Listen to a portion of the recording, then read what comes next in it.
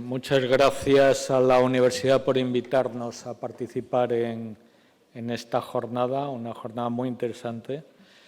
He llegado un poco tarde y tengo la suerte de que gran parte del contenido ya se ha mencionado por otros compañeros y tengo la desgracia de que son las 3:30. Y a menos de que se hayan tomado 2 cafés va a ser un poco arduo, pero bueno, intentaremos hacer la sesión que vaya ligera y vayamos un poco a los elementos esenciales de lo que queremos exponer. En la parte, bueno, somos Oficina Española de Cambio Climático, dependiente de la Secretaría de Estado de Medio Ambiente del Ministerio de Transición Ecológica, y ahora estamos embarcados en unas iniciativas de planificación muy importantes, junto con la organización de la COP25, que nos ha caído hace 2 semanas por añadidura. Y estos elementos de planificación, de los cuales yo me voy a centrar solamente en uno, pues básicamente son el Plan Nacional de Adaptación al Cambio Climático, que estamos digamos, actualizando y cuya versión definitiva intentamos que salga a final de año. Estamos trabajando también en una estrategia a largo plazo para cumplir los objetivos del Acuerdo de París, es decir, neutralidad climática en 2050, cuyo documento también estamos intentando que salga a final de año y es una obligación para presentar a la Comisión Europea. Y en lo que me voy a centrar más ahora va a ser en una parte de medio plazo, de cómo vamos a abordar la mitigación, especialmente a 2030, para cumplir con los objetivos que tenemos, tanto con el Acuerdo de París como con los objetivos europeos o los compromisos europeos. Y en este sentido, vamos a entrar un poco, yo creo que esto ya no lo vamos a comentar, yo creo que se ha hablado mucho de que España es especialmente sensible a los impactos del cambio climático. La región mediterránea va a ser una de las más impactadas negativamente, con lo cual la parte de adaptación va a ser crucial en el futuro. Pero no vamos a hablar de esto, sino que vamos a ver cómo España se compromete a reducir sus emisiones para ser o estar en la trayectoria de ser en emisiones neutras a mitad de siglo. Los objetivos europeos yo creo que ya los conocen. A 2020 teníamos unos objetivos de reducir el 20% las emisiones en toda Europa con respecto al 90, acompañado de otros 2 objetivos en energías renovables y eficiencia que tenían que alcanzar el nivel del 20%. A 2030 ya se han marcado qué objetivos se ha planteado la Unión Europea. Del 20% pasamos al doble, al 40%, si bien ahora la nueva Comisión incluso se puede plantear revisar este objetivo de una forma más ambiciosa y también acompañado con esto más energía renovable y más eficiencia energética en unos niveles que tienen ahí a cumplir por la totalidad de los países. Dentro de la reducción de emisiones del 40%, saben que hay una parte de muy pocas instalaciones que emiten mucho, que son las instalaciones muy intensivas en consumo de energía, y esos están metidos en un comercio de derechos de emisión que tiene la obligación de reducir a 2030 el 43%. En este caso se mide con respecto al año 2005. Y el resto de sectores que se llaman sectores difusos, y aquí estamos pues prácticamente incluidos todos nosotros porque es el transporte, la movilidad, las emisiones residenciales, los residuos, también está la agricultura, etcétera. Estos tienen que reducir de media en toda Europa un 30%. Los sectores bajo ETS se cumplen a nivel europeo, es decir, que una cementera en España, junto con los sectores industriales en Europa, todos en conjunto tienen que cumplir el menos 43%. Pero los sectores difusos hay subobjetivos europeos y en concreto a España la Comisión le atribuyó, según el reglamento que salió ya hace 2 años, el menos 26% a cumplir de reducciones con respecto al año 2005. No obstante, luego verán que lo que se plantea en el Plan Nacional es más ambicioso que todo esto, con lo cual superaremos un poco estos límites que están aquí descritos.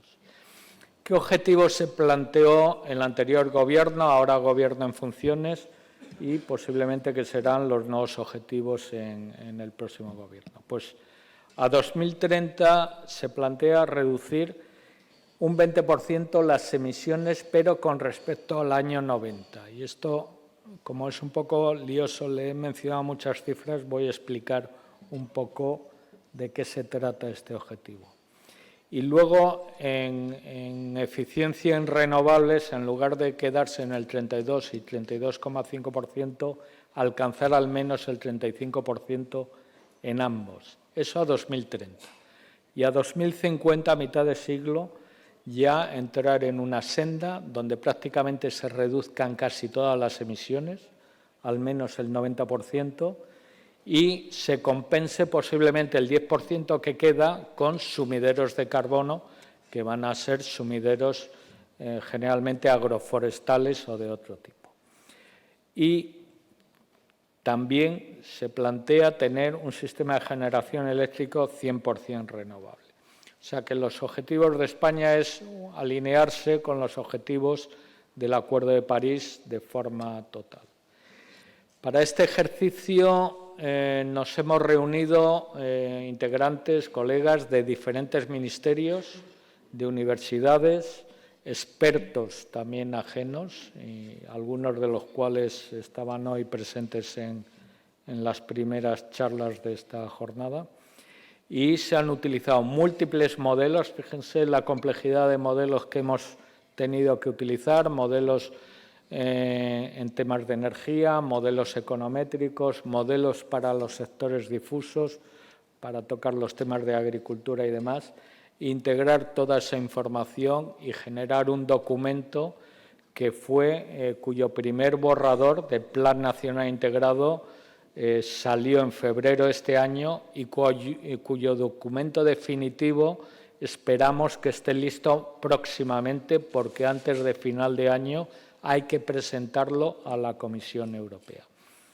La Comisión analizó todos los borradores de todos los países que se presentaron a principios de año y evaluó el Plan Nacional Español como el mejor de los 27 que se habían presentado, no tanto por el nivel de ambición, que lo es, sino también por el detalle, la información y el contenido del mismo.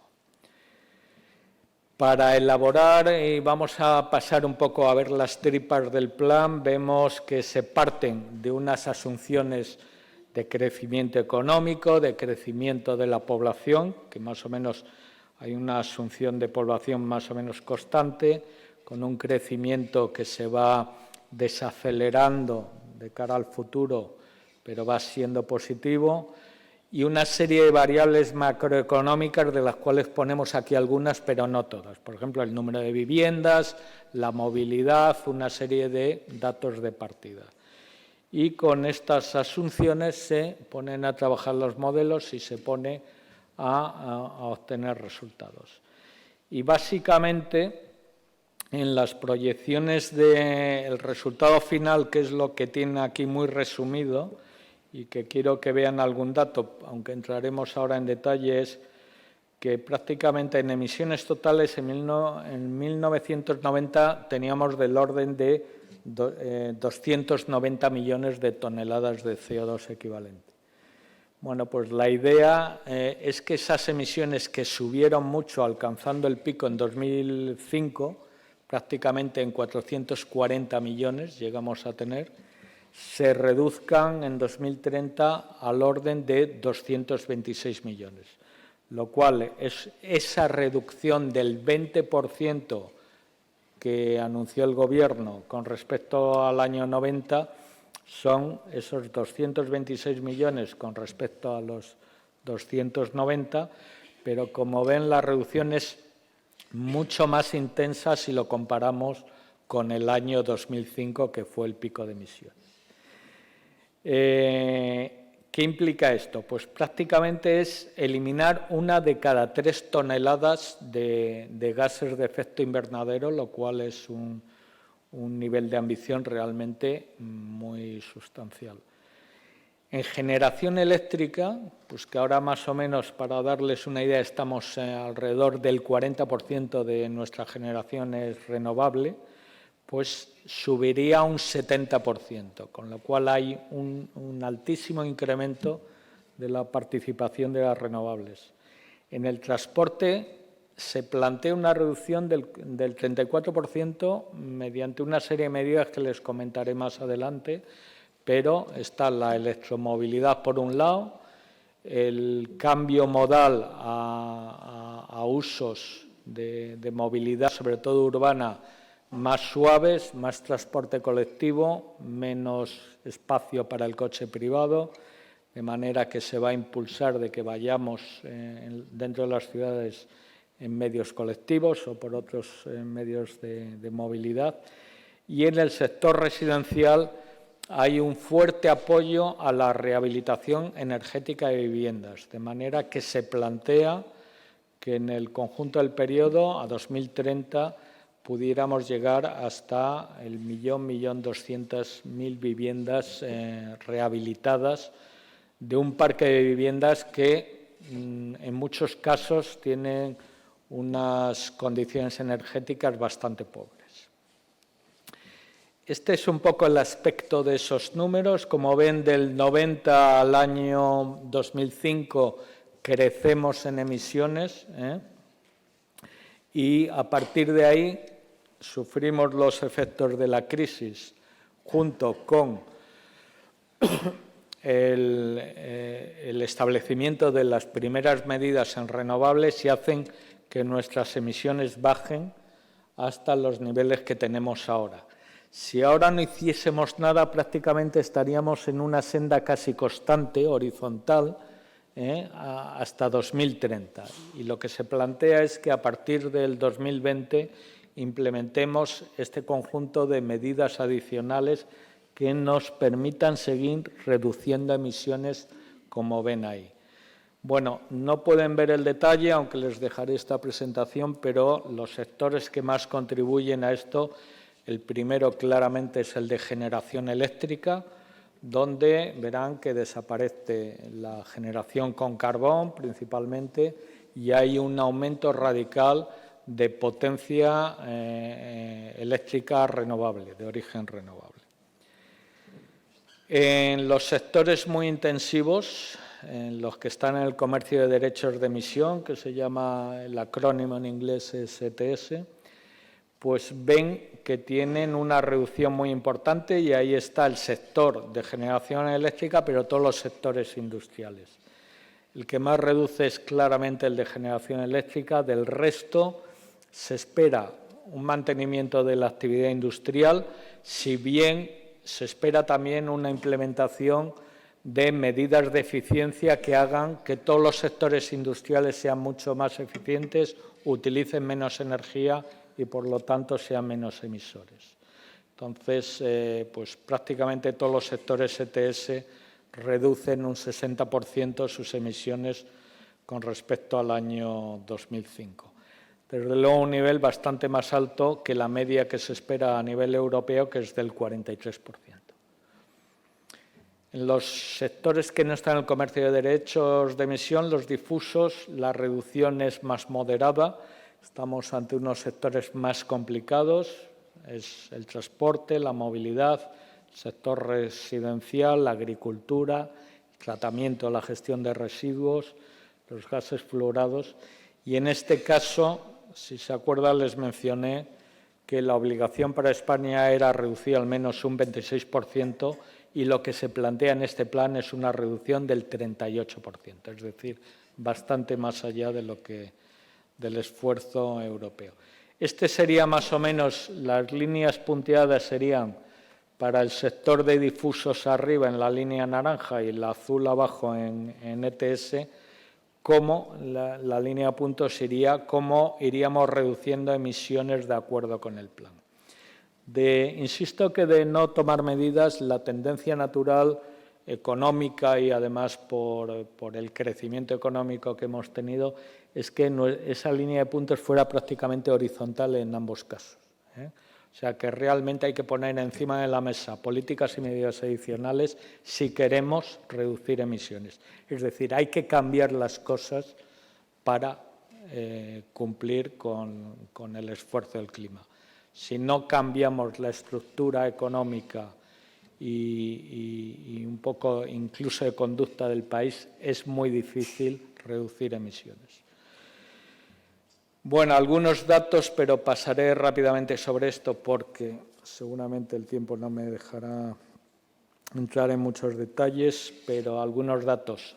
Se plantea que somos más eficientes en energía primaria, pues de unos 118.000 kiloteps que consumimos ahora, pues se pasa a 98.000. La economía se vuelve más eficiente implementando políticas y medidas. Lo que se nota en energía primaria es que dejamos de consumir carbón, que es la línea que tiene más arriba. La energía nuclear desaparece en un momento dado, prácticamente antes del 2030 se cierra la mayor parte, porque han cumplido en exceso su vida útil de las centrales nucleares y posiblemente ya después de 2030 irán cerrando las dos que queden. En todos los sectores, en el sector del consumo de petróleo y derivados, hay una reducción, pero no tan intensa, es decir, seguimos dependiendo del petróleo, sobre todo porque el transporte es muy dependiente del petróleo. Se conserva prácticamente el consumo de gas natural y lo que aumenta radicalmente son las energías renovables, que son las que van a hacer que este cambio suceda. Un poco ven ahí el mix que se plantea en 2015 y el que se espera en 2030. Y, bueno, la intensidad energética del país mejora un 37%. La intensidad mide la energía primaria dividida entre el PIB y en eso nos volvemos más eficientes como país. La reducción en consumo de petróleo y carbón es un elemento muy positivo porque son energías fósiles importadas, con lo cual nuestra balanza de pagos mejora sustancialmente y esto aporta unos ingresos a la economía que permite hacer las inversiones en otros sectores. Este es un poco lo que luego comentaré al final de cómo todo este ejercicio económicamente es muy positivo para el país. Y las energías renovables pues aumenta un 68% en la década. Bueno, aquí ven un poco el detalle de lo que les decía de la dependencia energética exterior, muy favorable, porque ya no necesitamos importar carbón y necesitamos importar menos petróleo. Y esto tiene una repercusión a nivel de la balanza y de la salida de divisas muy importante. Esto es la misma tabla de forma gráfica, donde pueden ver, pues eso, menos energía primaria y la barra, sobre todo la barra de energías fósiles, que es la que está más abajo, baja radicalmente, aunque aumenta la barra verde, que es la de energías renovables. Bueno, en energía final, saben que tenemos energía primaria, parte de esa se transforma, sobre todo en generación eléctrica, en energía final, pues tiene un proceso similar y no vamos a entrar en el detalle. Sin incidir que en el consumo de energía final, uno de los sectores que más ahorran es el sector industrial, que tiene un amplio margen de mejora en eficiencia energética. Y es ahí donde creemos que con la implementación de medidas de impulso y de ayuda al sector industrial para implementar mejores técnicas pueda mejorar su intensidad energética radicalmente. Bueno, aquí un poco de los detalles en el sector industrial en cuanto a consumos, qué energías va a consumir el sector industrial. Y bueno, básicamente esperamos que el sector industrial sustituya muchos combustibles fósiles de alta intensidad, como es el carbón y el petróleo, por gas natural. Y esto tiene un balance positivo. El gas natural tiene menos intensidad de emisiones de CO2, tanto que el carbón como del petróleo. Y también esperamos una progresiva electrificación de todos los sectores, incluido el industrial, pero también a nivel doméstico y a nivel de movilidad. Esta es un poco la apuesta general, no solamente de España, prácticamente es global. Las energías renovables se han abaratado de tal manera que la estrategia es genera energía renovable y electrifica todos los usos finales con esa energía renovable.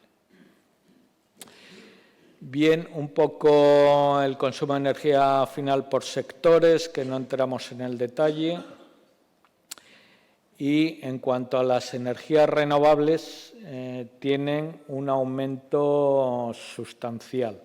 Y sobre todo es en la parte de generación eléctrica donde se da el mayor aumento.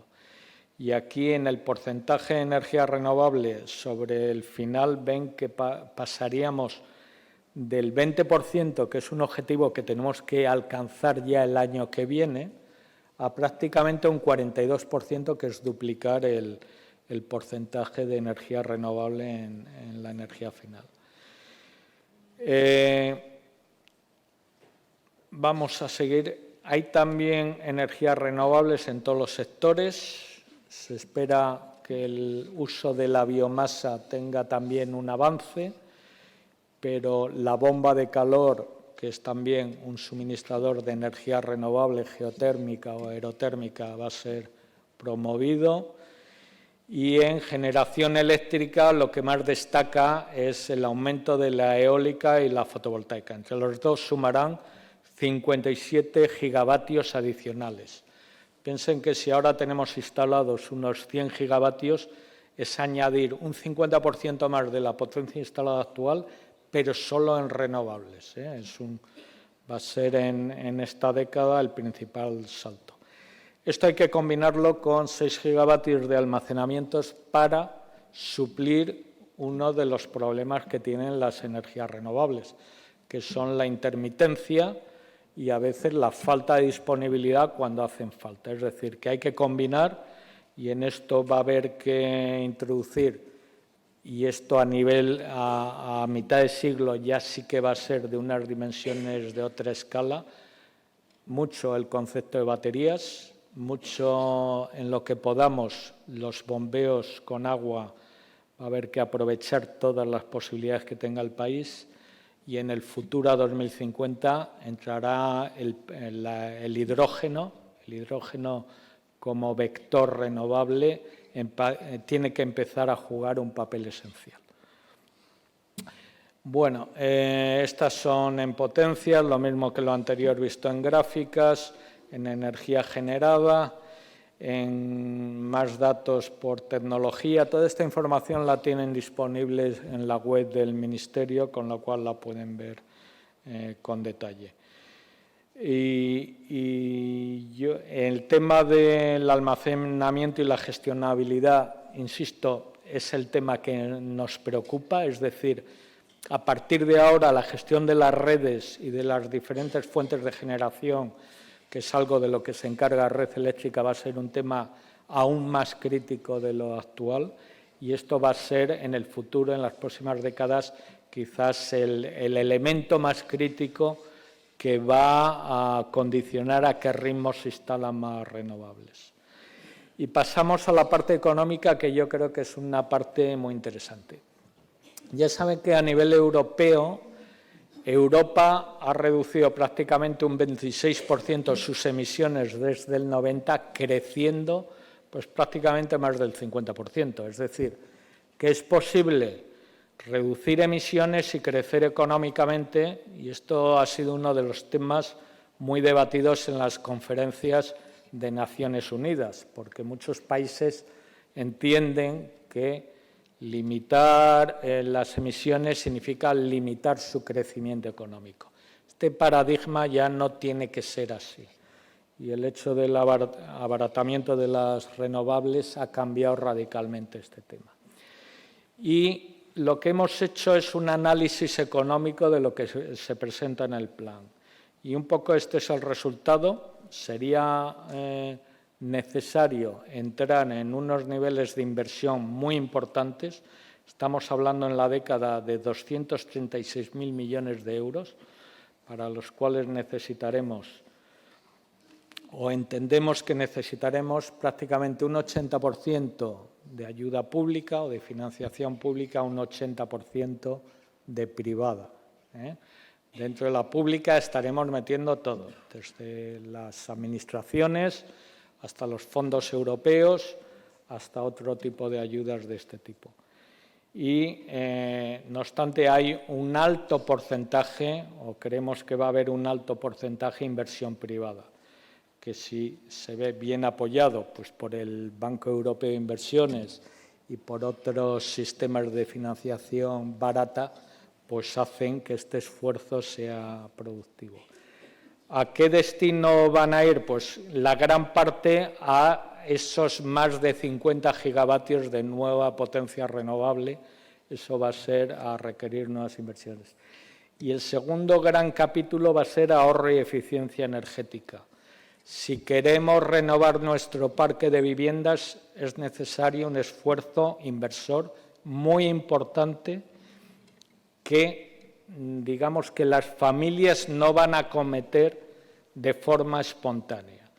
Y ahí hago un guiño al Banco Europeo de Inversiones para que facilitemos no solo a las grandes, sino también a las pequeñas, les facilitemos la financiación adecuada para que se pueda acometer este esfuerzo.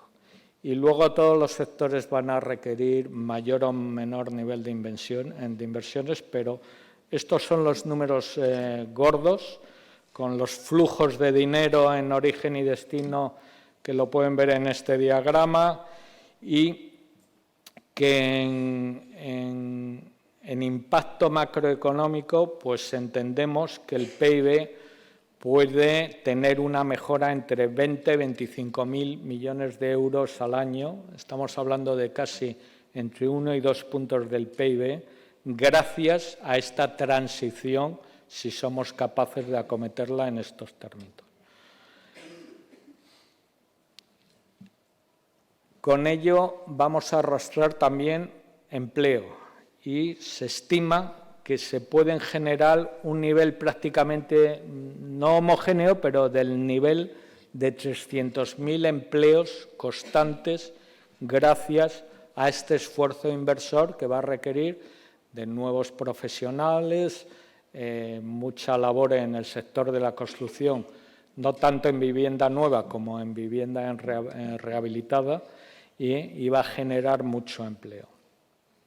Esto sería el análisis que se ha hecho de impactos por sectores, donde destacamos que la construcción puede ser uno de los beneficiados, lo cual vendría bien ahora que hay una desaceleración importante que empieza a afectar ya al sector. Y otros cobeneficios que a veces no se habla y son muy importantes es la reducción de otros tipos de emisiones de contaminación local, sobre todo de ciudades. El desplazamiento de combustibles fósiles significa que vamos a tener menos partículas en las ciudades, menos NOx, menos compuestos orgánicos volátiles, etcétera. Es decir, un ambiente más saludable en las ciudades, con lo cual tiene un impacto muy positivo en la parte de contaminación ambiental. Y esto se traduce en menos muertes prematuras, sobre todo en los segmentos de población que son más vulnerables a este tipo de impactos. Bueno, hay hasta una posible evaluación de cuánto supone esto en miles de euros, aunque a veces es muy difícil y discutible traducir muertes o evitación de muertes prematuras, pero hay evaluaciones. Y yo creo que ya pasamos a las conclusiones, que es que este plan que se presenta a 2030 es un plan bueno para el clima, bueno para otros aspectos como el crecimiento económico y el empleo, y bueno para la salud. Con lo cual se plantea realmente una transición a la cual sería difícil decir que no. Hay más slides, pero no querría comerles el tiempo y bueno, yo me quedo aquí. Si hay más preguntas, encantado de responderlas. Muchas gracias.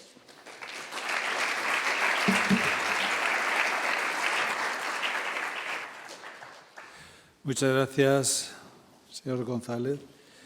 Y también por la brevedad, porque hay que tener en cuenta que hemos empezado un poquito más tarde de la hora prevista, así es que creo que también habrá hecho un esfuerzo en la concentración de la exposición.